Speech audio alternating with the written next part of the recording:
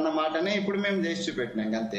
Right right right మనతో పాటు నర్ర విజయ్ కుమార్ గారు అనలిస్ట్ జాయిన్ అయ్యారు. విజయ్ కుమార్ గారు గుడ్ మార్నింగ్. గుడ్ మార్నింగ్ అండి. సో ఏం చెప్తారు, మొత్తం మీద 3 పార్టీలు హోరాహోరుగా ముందుకు సాగుతున్న పరిస్థితి కనిపిస్తుంది. జూబ్లీస్ మొత్తం చుట్టేస్తూ ఉన్నారు. అటు కిషన్ రెడ్డి కావచ్చు, లేకపోతే బండి సంజయ్ కావచ్చు, లేకపోతే ఇటు కేటీఆర్ రోడ్ షోలు, లేకపోతే రేవంత్ రెడ్డి సెటైర్లు కావచ్చు. సో మొత్తం మీద ఈ పార్టీలన్నీ ముందుకు దూసుకెళ్తా ఉన్నాయి. అంటే ఈ ముఖ్యంగా ఇటువంటి టైంలో పార్టీలు ఎటువంటి ప్రచారంతో ముందుకెళ్ళాలి, లేకపోతే ఎటువంటి స్ట్రాటజీని అవలంబించాలంటారు? 3 పార్టీలు చేస్తున్నాయంటే బీజేపీ వెనుకబాటుతనంతోనే ఉందండి, ఇంకా వెనుక అడుగులే ఉన్నాయి. ఈ 2 పార్టీలు పోటీ కూడా ఈ 2 పార్టీల మధ్యలో ఉంటది. బీఆర్ఎస్ కాంగ్రెస్ మధ్యలోనే పోటీ ఉంటది. కానీ బీజేపీ వల్ల ఓట్లు చీలే అవకాశం ఉంది కదా. ఓట్లు చీలటం కోసమే అజారుద్దీన్ అదో స్ట్రాటజీ. అజారుద్దీన్ ఇప్పుడు పెట్టింది కూడా అందులో మంత్రి పదవి ఇచ్చి, ఇప్పుడు మొన్నటి వరకు బీజేపీకి ఎజెండా లేదు. ఇప్పుడు బీజేపీకి ఎజెండా ఇచ్చింది ఎవరు? బీజేపీకి ఎజెండా ఇచ్చింది కాంగ్రెస్ పార్టీ. మంత్రి అజారుద్దీన్ లాస్ట్ మూమెంట్ లో ఇప్పుడు తీసుకొని మంత్రివర్గంలో ఎప్పుడైనా తీసుకోవచ్చు, వాళ్ళ ఇష్టం, వాళ్ళ స్ట్రాటజీ అని అంటున్నారు. ఇక స్ట్రాటజీ అంటే అదే మరి. ఇక ఇన్ని రోజులు ఇప్పుడు హిందూ ముస్లిం బీజేపీ చెప్పేది మొత్తం ఈ ఎలక్షన్ లో హిందూ ముస్లిం హిందువుల ఓట్లు కొన్ని బీజేపీకి పెంచాలి. స్ట్రాటజీ ఏంటంటే బీజేపీకి ఓట్లు పెరిగితే కాంగ్రెస్ గెలుస్తుంది అనేది స్ట్రాటజీ, వాళ్ళకున్నటువంటి స్ట్రాటజీ. ఇప్పటి వరకు బీజేపీకి ఓటు మొన్న వచ్చినటువంటి 2023 అసెంబ్లీ వచ్చిన ఓట్ల కంటే కూడా తగ్గే పరిస్థితిలో ఉన్నట్టు కనిపిస్తుంది సర్వేలు. ఆ నేపథ్యంలో అజారుద్దీన్ ఇట్లా పెట్టి వివాదం చేయడానికి, మతపరమైనటువంటి రాజకీయాలు చేయడానికే ఊతమిచ్చే విధంగా ఇచ్చారు. ఒకవేళ అజారుద్దీన్ ముస్లిం ఓట్లది ఒకటి ఉన్నది. ఆల్రెడీ ముస్లిం ఓట్లు డౌన్ ఫాల్ మొదలైంది కాంగ్రెస్ పార్టీకి. వాళ్ళు చేసుకున్నటువంటి సర్వేలో కూడా 50-50 అయిపోయింది. బీఆర్ఎస్ కు 50, కాంగ్రెస్ కు 50 అయిపోయిన నేపథ్యంలో అది ఇంకా పెరుగుతుంది. 50 దాటిపోయే అవకాశం ఉందనే దాంతో అజారుద్దీన్ కి ఇవ్వడం జరిగింది. అజారుద్దీన్ ఆల్రెడీ సెలబ్రిటీ, ఆయనకే క్యాండిడేట్ ఇచ్చేవాళ్ళు. ఆయన గెలిచేటట్టు ఉండేటటువంటి పరిస్థితి ఉంటుంటే ఆయన గెలవలేరు కాబట్టి ఈయనకిచ్చి ఈయన ఫేస్ చూసి ముస్లింస్ వేస్తారనేది ఎంతవరకు వేస్తారో చూడాల్సినటువంటి అవసరం ఉన్నది. ఒకవేళ అదే అనుకుంటే, వీళ్ళ స్ట్రాటజీ నిజంగానే అనుకుంటే, మన బీసీలకు 42% అని చెప్తున్నటువంటి వీళ్ళు నవీన్ యాదవ్కే ఇవ్వచ్చు కదా.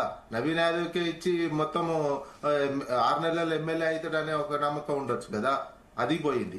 ఇక్కడ బ్రేక్ అజారుద్దీన్ కి ఇచ్చినటువంటి దాంట్లో కాంగ్రెస్ పార్టీ సాంప్రదాయం, కాంగ్రెస్ పార్టీ కూడా బ్రేక్ చేసుకుంది. ఎందుకంటే గతంలో రాజశేఖర రెడ్డి చనిపోయినటువంటి సమయంలో డి శ్రీనివాస్ కు ముఖ్యమంత్రి పదవి ఇవ్వడానికి, ఆయన ఎమ్మెల్యేగా ఓడిపోయిండు, ఎట్లా ఇస్తామనేది ముందుకు తీసుకొచ్చి గెలిచిన వాళ్ళకే ఇవ్వాలనేటువంటి అంశాన్ని ముందు అప్పుడు అన్నారు. ఆయన గెలిచింటే డి శ్రీనివాస్ సీఎం అయ్యేవాళ్ళు. అంటే ఆ తర్వాత సీఎం చేసైనా ఎమ్మెల్సీఓ ఏదైనా ఇచ్చు అప్పుడు. కానీ అది చేయలే. ఆ సంప్రదాయం తెలంగాణలో కొనసాగింది ఇన్నాళ్ళు కాంగ్రెస్ పార్టీ. ఇప్పుడు ఈ అవకాశవాదం కోసము ఇక్కడ బ్రేక్ చేశారు. బ్రేక్ చేయడంతో కాంగ్రెస్ సంప్రదాయం కాంగ్రెసే బ్రేక్ చేసుకుంది. కాంగ్రెస్ పార్టీలు ఇంటర్నల్ గా పెట్టుకున్నటువంటి ఈ సంప్రదాయాన్ని. ఇవన్నీ రేపు ప్రశ్నగా వచ్చే అవకాశాలు ఉంటాయి. అయితే ఇటువైపు నిన్న ప్రచారం మొదలైనటువంటి దాంట్లో ముఖ్యమంత్రి గారి స్పీచ్, అదే విధంగా బీఆర్ఎస్ కు సంబంధించినటువంటి స్పీచ్లు చూసినట్లయితే ముఖ్యమంత్రి స్థాయిలో మాట్లాడలేదు నిన్న. మళ్ళీ అవే బూతులు, అవే సంబంధించినటువంటి ఇంకోటి నాకు కుడిభుజం కావాలి అనేది. కాంగ్రెస్ పార్టీయే ఒక ఇంతవరకు చరిత్రలో లేనటువంటి విధంగా ఒక రెడ్ హ్యాండెడ్ గా కరప్షన్ చేస్తూ 50 లక్షల రూపాయలతో దొరికినటువంటి వ్యక్తినే ముఖ్యమంత్రిగా పెట్టుకొని తెలంగాణ పరువు తీస్తూ తెలంగాణ సమాజం అంటే ఇట్లుంటారు అనేది దేశానికి ఎక్స్పోజ్ చేసినటువంటి అంశం. ఇప్పుడు క్యాండిడేట్ నాకు కుడిభుజం కావాలి హైదరాబాద్ లో అనేది ఎవరికి ఇచ్చారు?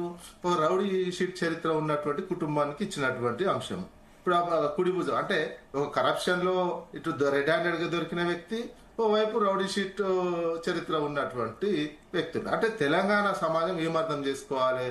ముఖ్యమంత్రి అలాంటి వాళ్ళనే పెట్టుకుంటారు, ఈయన ఎమ్మెల్యే ఆయన ఒక రకమైనటువంటి దొరకడం, వీళ్ళు గుండాయిజం.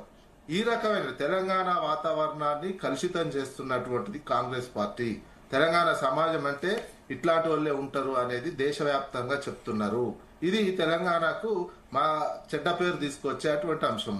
ఇట్లాంటి చెడ్డ పేరు వస్తే మళ్ళీ దాని నుంచి కోలుకోవడం అనేది తెలంగాణ చాలా కష్టమైతుంది. ఇన్వెస్టర్స్ రావాలన్నా ఇంకే నెగిటివే.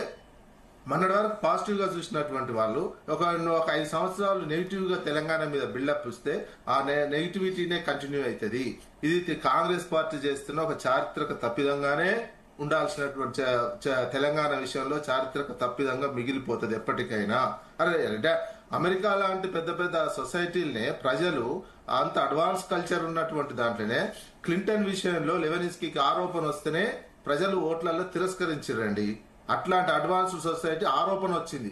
ఇక్కడ రెడ్ హ్యాండెడ్ గా దొరికినటువంటి వ్యక్తులను ఇంత పెద్ద పోస్ట్ ఇచ్చి పెట్టుకుంటే మరి తెలంగాణ సమాజం అవమానానికి గురవుతున్నటువంటిది ఒక నెగిటివ్ గా, తెలంగాణ మీద ఒక నెగిటివ్ ముద్ర.